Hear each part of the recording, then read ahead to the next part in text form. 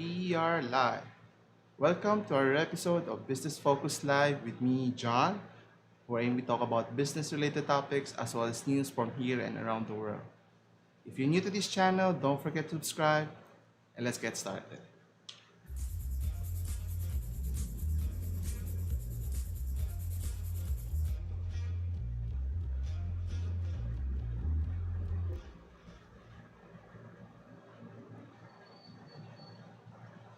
And we're back. So we have a lot of things to cover. So without further delay, let's get started. So first of our stories that we're going to discuss today is that with regards to Apple. Now, Apple is one of the major multinational companies globally that is known for their iPhones and their tablets and even their laptops. Now, the issue that's been brewing this recent past week is that their App Store, which provides different apps for many users in terms of gaming experience, viewing experience, and so forth, with the likes of Microsoft and Facebook are at odds with each other's, if you want to call that, with the simple reason because uh, companies like Microsoft, which has Xbox games, and Facebook has games incorporated in their application, are having to deal with Apple's not necessarily restricted but very prohibited application, meaning they have to apply for each and every individual games that they apply. So if you are an Xbox game lover, you plan to play, use their Game Pass, then they have to apply for each and individual games that they're incorporating. Now, some say there's something hunky dory that's going on behind the scene. So let's take a look. So as mentioned, Apple refuses to allow major gaming apps such as Microsoft and Google and even Facebook onto their App Store. So this became public early this week.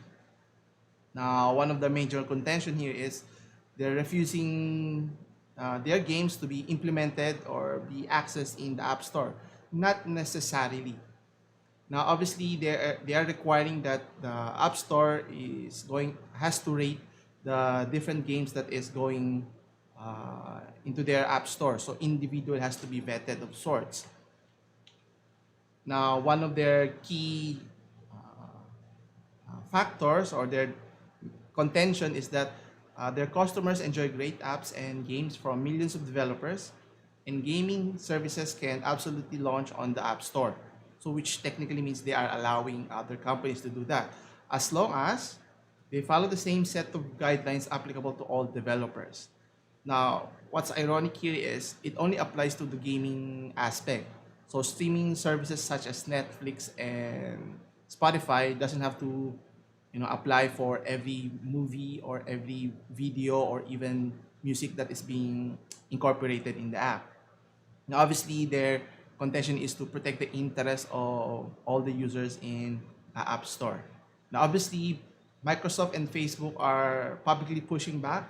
Obviously, this is a big missed opportunity if companies such as Microsoft and Facebook are not able to, you know, users are not able to access their apps or gaming apps, so to speak, especially for Microsoft, right? Like later on, or we'll be discussing Microsoft in a different story, but later this year they'll be launching their latest flagship Xbox gaming console in competition with the Sony PlayStation 5. So this would have a big major impact in their bottom line. Now, obviously, will they be finished with this one? We have to wait and see what happens in the near future. So, continuing with our discussion, so speaking of Microsoft, now as I mentioned earlier, they're not just angry, so if you can say that word, towards Apple with the restrictions of their games being allowed in their app stores.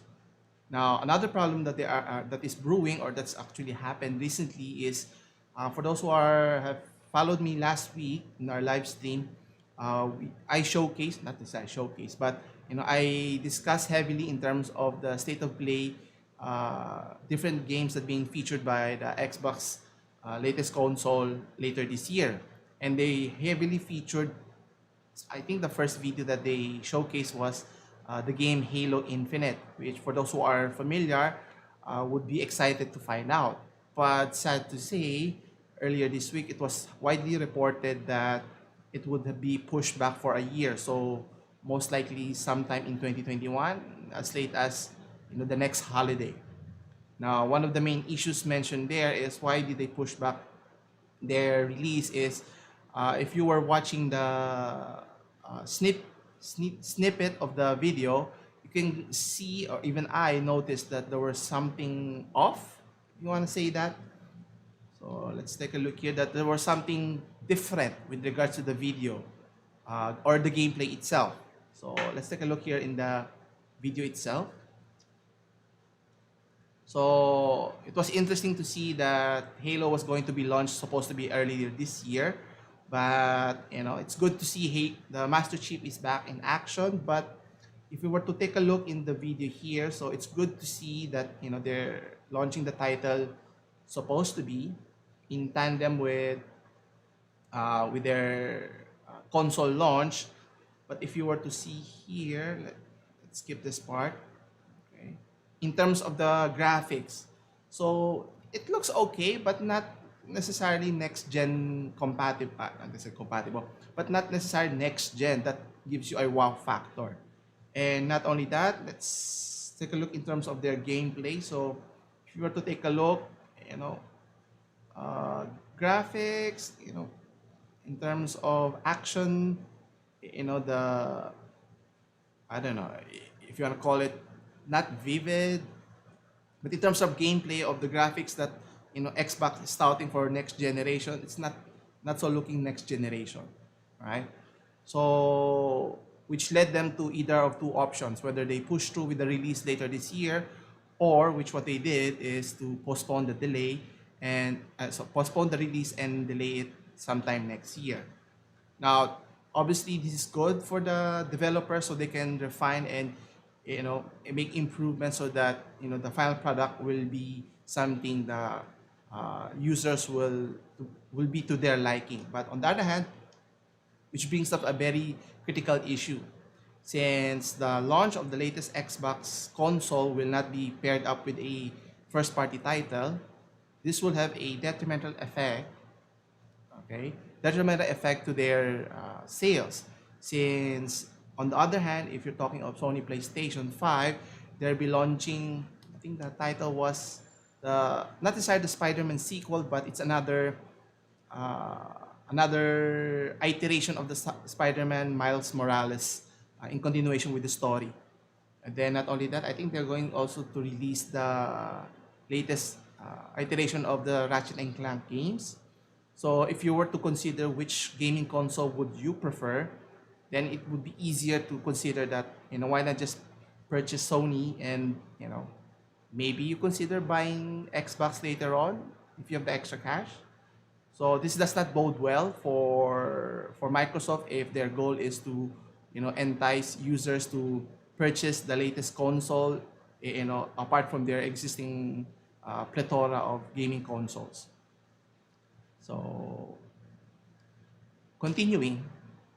So, with regards to the different companies we were talking earlier, now, one of the common topics that we've been discussing for the entire month or for the past few weeks is with regards to TikTok. Now, it has been stated over and over that TikTok has been in arms with President Trump. Actually, it started with the Indian government where they were banned. And now the United States is following suit, meaning Donald Trump or President Trump has already stated that they've given TikTok 45 days to divest their interest in the United States region or sell off their company to a US company, and because of data privacy issues. Now, obviously, they can technically stop TikTok from continuing operating their business, but what they can do is limit other companies based in the United States from dealing with TikTok.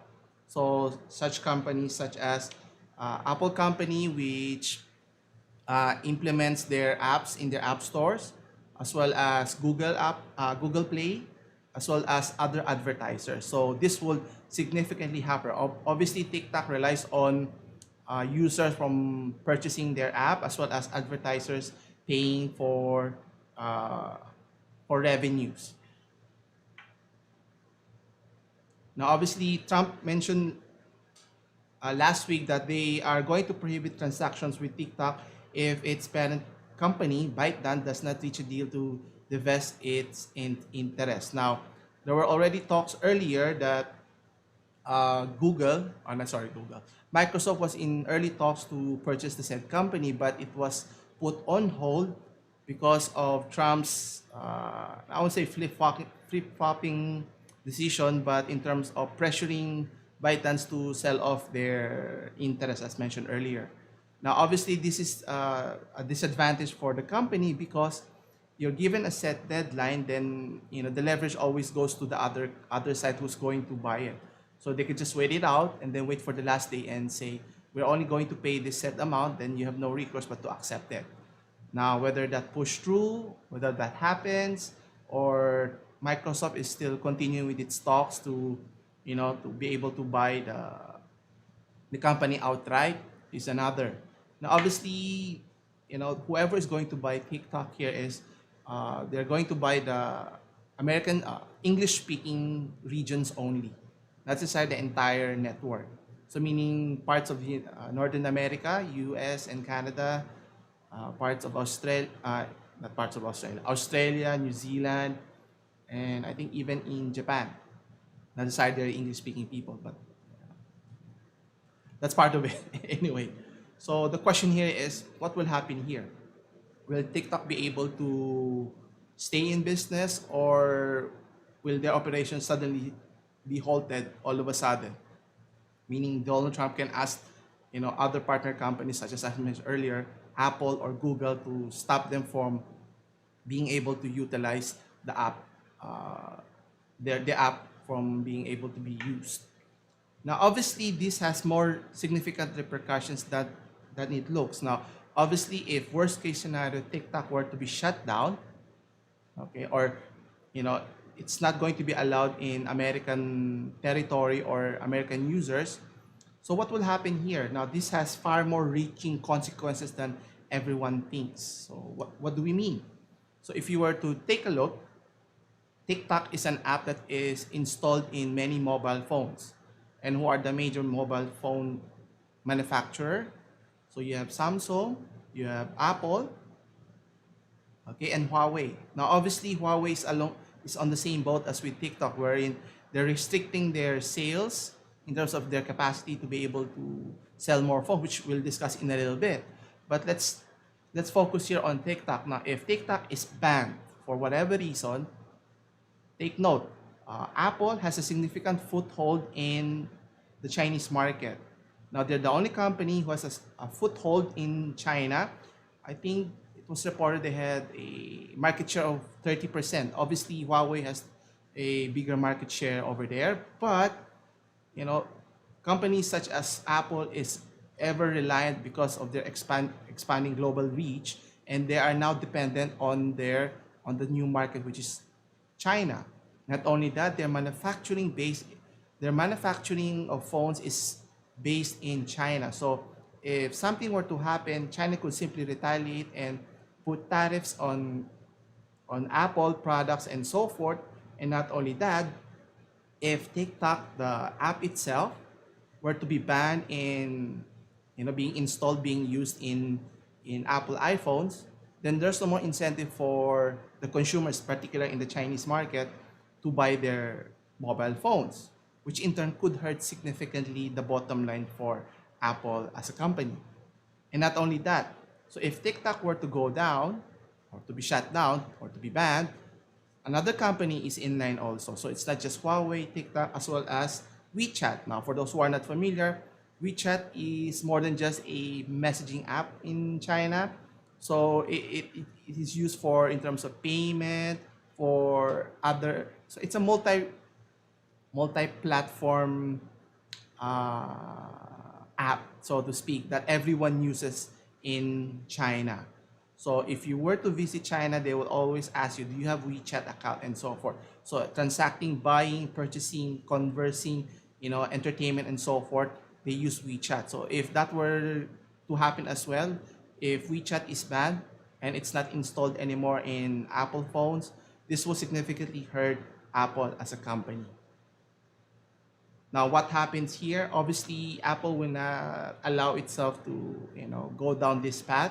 So I think behind the scenes, maybe Tim Cook is talking to Donald Trump to help us out. Otherwise, this would have significant repercussions to their business valuation.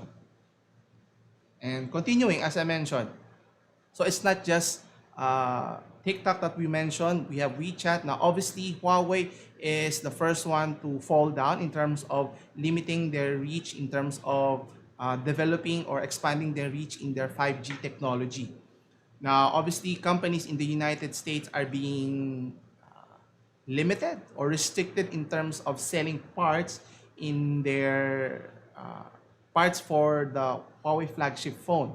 Not only that, I think they have about a month. Yeah, Huawei will stop making flagship chipsets as because U.S. pressure bites, and they are going to be limited in terms of what they can produce.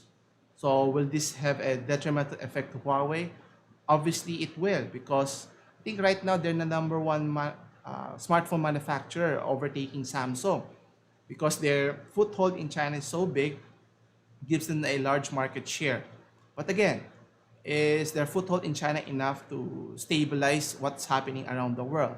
Now, obviously, companies in China has has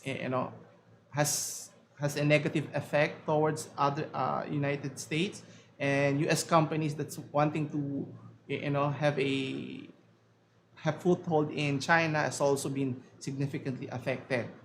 Now, never fear, even though Huawei is, going to be stopped or limited in terms of their uh, continue to produce their flagship phones, Qualcomm, which is one of the suppliers for Huawei, is lobbying for them to continue to sell chips to Huawei for their 5G phones. Now, why do you think Qualcomm is helping Huawei? It's not because they're best friends, but if you think about it, if you're Huawei, you don't just sell phones, but you sell technology. Now, obviously, many of the technologies incorporated in a smartphone relies on other companies as well. From the chip maker, like I mentioned, from the technologies from the screen, from the motherboard, from the camera, and so forth and so forth. Those companies will be significantly hampered as well if they can't deal or they cannot sell their products anymore to Huawei. So it's a give and take relationship. So if Huawei is going to be restricted or even banned, it would have a significant repercussions to other companies. And if you're a small company that relies on supplying your products to Huawei's manufacturing process, then you'll soon go out of business. So even Qualcomm will be significantly hampered. Not just that, I think Apple would be hampered if you know I won't say Apple, but more on Google, sorry. So Google App Store, wherein they heavily rely on that. So if that's a billion people not utilizing their Play Store, then that's a revenue that they're not able to generate anymore in other means. So whatever happens to the fight between China and the U.S., stay tuned. I'll keep you up to date in the future coming discussions. So continuing. Now, obviously, businesses are being hurting, over and over weekly. We've been updating everyone with regards to the different scenarios that's been occurring. But, some are doing their part in terms of alleviating the tension or the difficulty that they're encountering. Now, obviously, the business are doing their part, but the government has to do their part as well. So in this case, in the example here in BBC's article, so the government is helping out businesses in terms of eat out to help out, providing bookings to ensure that restaurants are staying afloat in this difficult time. Now, obviously, many businesses or restaurants have already shifted to providing uh, delivery services or online services. Now, obviously, other restaurants are more dependent on foot traffic from people coming in to their restaurants. Now, obviously, Government promotion is critical here, but ensuring that it's safe to go back out there. If the government says so, it's okay. Then, people will consider going out and doing their normal activities. And one such normal activity is eating out, with your family, with your loved ones, and so forth. Now, obviously, this would only increase the sales up to a certain point. I wouldn't say a significant amount, but it does help staying afloat for the many businesses that are relying on people's going back to buying products and services as well. And as we can see here, restaurant bookings on-site open table found the number of diners making reservations has already jumped by 10%. Now, obviously, 10% isn't a significant amount. It's better than nothing. But obviously, you have to find ways to stimulate again the business sector. More so, we'll discuss that in our backyard later on. So it's not just the food industry, the restaurant industry we have to be concerned with, but also in other industries. So we can be hopeful in terms of, getting past through this difficult time.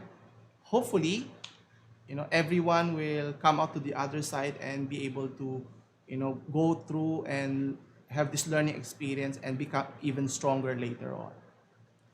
Now, continuing with our topic for some local news. Now, as mentioned in our previous article here, now obviously in other countries, governments are already doing their part to help businesses such as the restaurant industry. But in our case, it's sad to say, businesses are suffering and to the point of, they just simply close shop because there's no money to be had, there's no revenue to be had. So how can you support your business? How can you pay your employees? It's the easy answer is just close business, close up business, and then that's it. Now, does it have a far-reaching effect? Of course it does. Now, in the case of this article, so it mentions that the government fund is not sufficient to aid our micro small businesses. Now, how is that so that there is not sufficient fund? Now, obviously, the government should have considered this from the very beginning. If they're going to lock down our economy for a substantial time, they should have considered contingencies on how to support and help those businesses that are significantly affected. Now, you may notice that it's not just businesses that are significantly affected, but it's people's lives. Now, obviously, businesses have employees. Those employees are supporting their families and their loved ones. So they are so reliant from that. If it suddenly stops, then where are they going to get their support? How are they going to feed their family or even themselves? So this is a critical issue and a good example here. We have here a business in Calabarzon, a printing shop at the University of Philippines, Los Baños, wherein they decided to call it quits after 14 years. So even, as an established business like this one, it's called Schoolmates. They offer printing shops. So this is typical in along major university belts in UST, along TAF, and so forth. So a lot of businesses have to, stop operating because there's no school. Even if schools are now coming back, students are not going to go to classes physically, but have online classes. So what does this mean? So there's no job, there's no opportunity. What can they do? Now, obviously, for businesses, the government has given them an avenue in terms of applying for assistance, which what they did. But the problem here is it wasn't enough. How is it not enough? I think they did some wrong computation because based on the numbers they provided, it does not tally. Okay? Now, what they're offering is providing loan. Okay, now what type of loan is this? Obviously, it would not make sense if you're going to, take a loan and then a very high interest rate.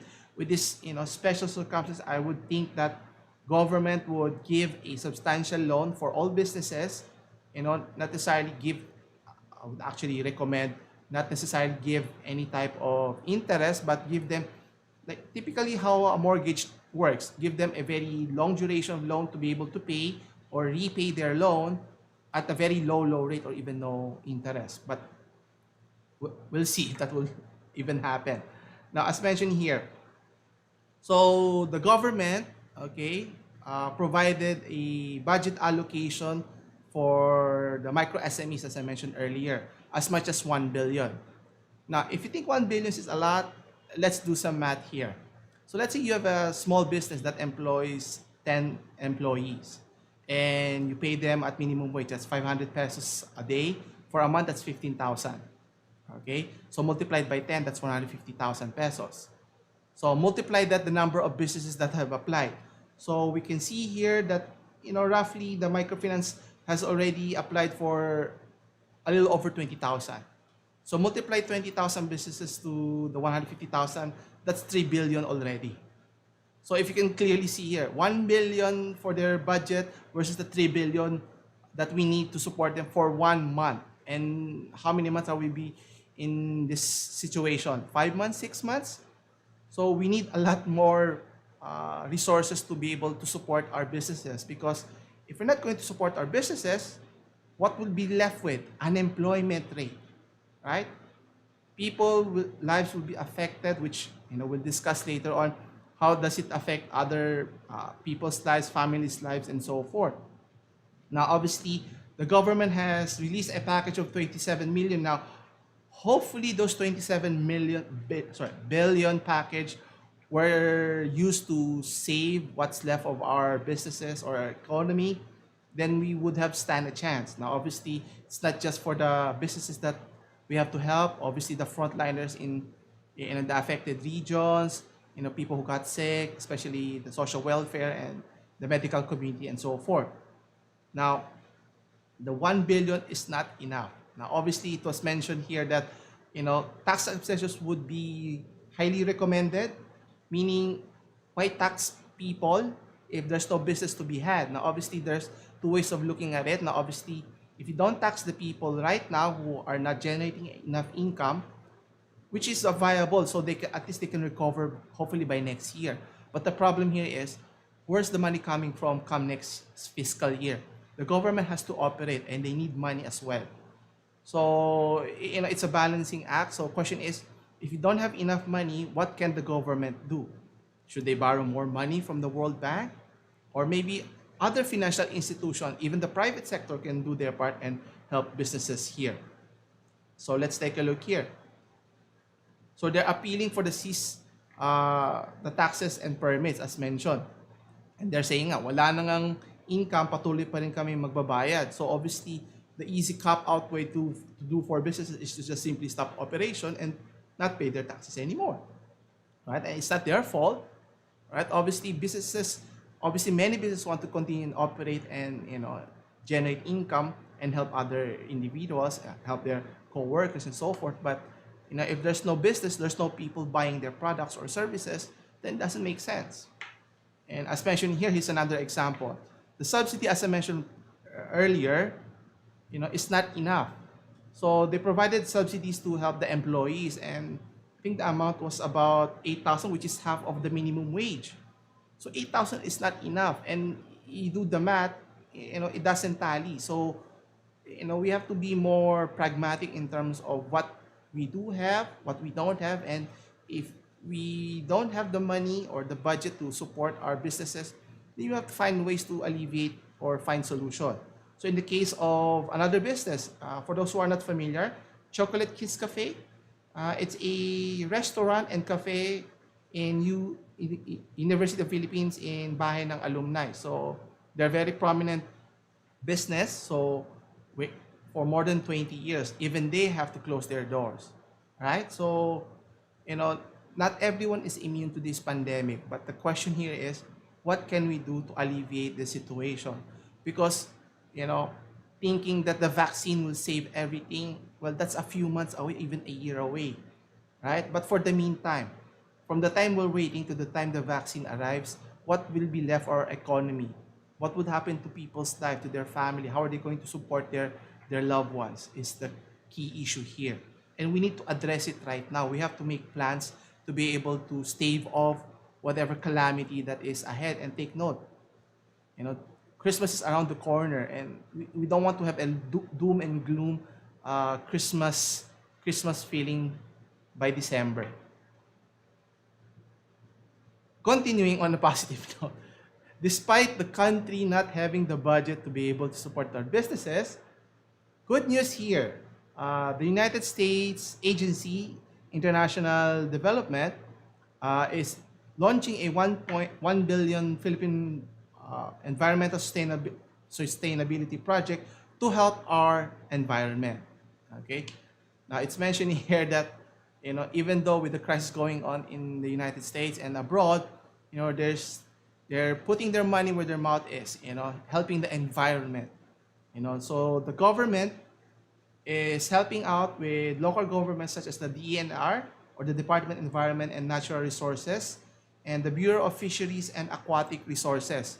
So to help of our how to manage our natural resources, boosting the public and private uh, environmental investments. Obviously, it's not just business we have to be concerned with after the pandemic, if and when it's over, but what's left of our planet here, because our resources here in our planet is finite.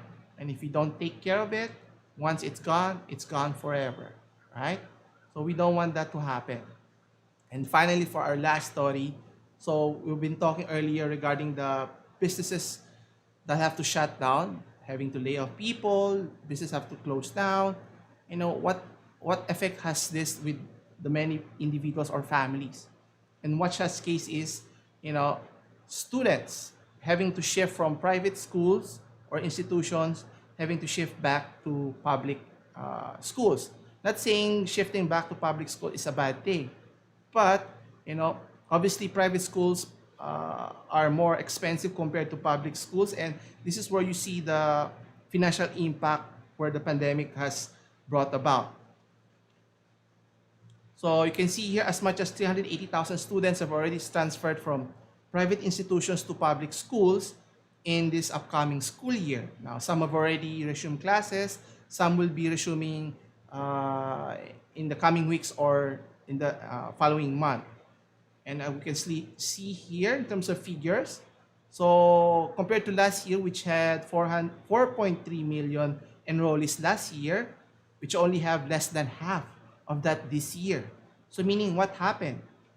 So why the sudden downshift of enrollees? Now obviously, because parents are not able to afford tuition for private institutions anymore, they have to look for other avenues. Now, is this a bad thing? Not necessarily, but the question is the government ready to help out or provide the necessary facilities and equipment that our institution needs? So whether it's public or private, obviously in the public sector or private schools, public schools, you need, do we have enough rooms? Do we have enough chairs? Do we have enough books, enough faculties, qualified faculties, and so forth? So, and then we're going to implement what do you call this? A blended learning. Now, I don't know how will that fly, because if there's going to be blended learning, meaning you're exposing kids, to going to school, then come back, then you might infect your family and so forth. And if they were going to go fully online, can public schools can even implement that? Can students even afford that? Right? Actually, in private schools, some are having a difficult time adjusting with the online learning. So, question is the government, is our public school ready for this situation from the sudden shift? And it's not going to be a one-time thing. It could be a new norm in the following seasons or following years. So, preparation is everything. And again, at the end of the day, we have to trust and wait from our government side to do their part and be able to come up with plans that will help our people, and we do need help them, hopefully sooner rather than later. Okay, so I think that's about it. Let's take a look here. Let's see. Oh yeah. Okay, I think that's about it. So if you have any questions with regard to this topic, you can check out in the link in the description below. So I'll provide the links. So don't forget to hit the like button and hit the notification bell icon so you can stay updated with the latest videos as well as news. As always, thanks for watching. I'll see you again next week. Same time, same channel. Take care. Okay, where's our exit?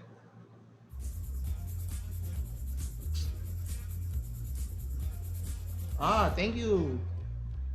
Thank you, Mr. Garcia. I'll check that. Okay. End stream. Yes.